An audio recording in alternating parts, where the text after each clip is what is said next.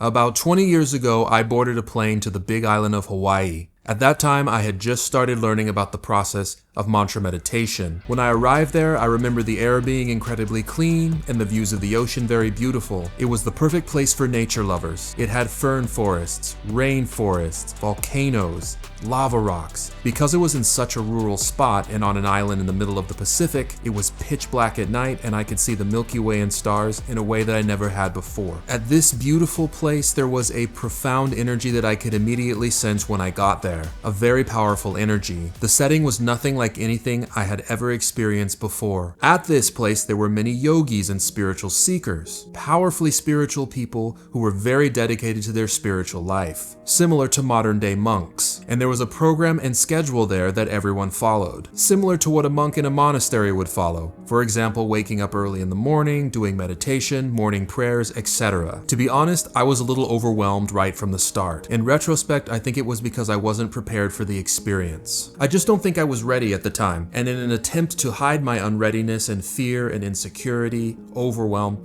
I kind of tried to force myself into a level of spiritual depth and practice that I probably wasn't ready for or capable of. And I was secretly embarrassed about that. I was comparing myself to some of the more experienced people there, some of whom had been practicing for decades, and I was a complete beginner. I remember feeling very inadequate and like something was wrong with me because I was struggling and uncomfortable there. I really wasn't sure if I could handle it, to be honest, but I had said I would give it 6 months and I wanted to be a man of my word. So I stayed, and after a while I did start to adapt, and I did my best to learn as much as I could while I was there. And then 6 months later, I came back home. Looking back now, I'm very grateful for the experience. Although it was a bit challenging and intense, it was a really rare opportunity and I learned a lot from it. I had developed a new outlook on life and a new routine from this experience of living like a modern day monk or brahmachari. I tried to maintain that same standard of spiritual discipline when I came home. Ultimately, I couldn't do it, at least not at the level I'd been doing it in Hawaii. I maintained it for a while, but then I fell off a bit. I remember questioning myself.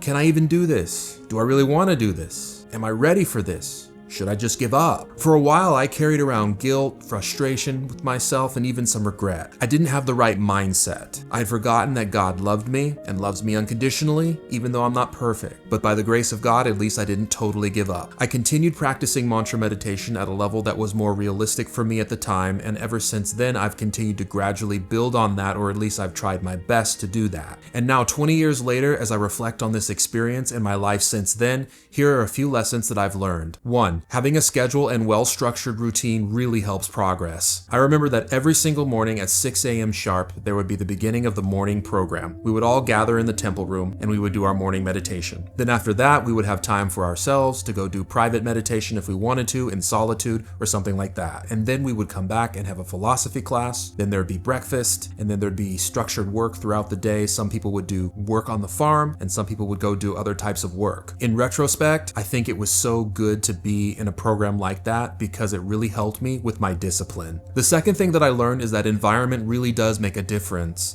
And it really is true that you become like those who you spend time around. I remember when I came back home from this experience, I definitely had a different energy about me than before. And as I reflect on this, it just reminds me how important it is to have a community of people who share similar values and goals as you, because it really can help boost you up and lift you up to a higher level of practice. The third thing that I learned from this is that it's okay to take a break if you need to take a break. It's okay to slow down if you need to slow down. Just don't throw the baby out with the bathwater and completely give up. As I mentioned before, I made the mistake of comparing myself to others when I lived in this situation.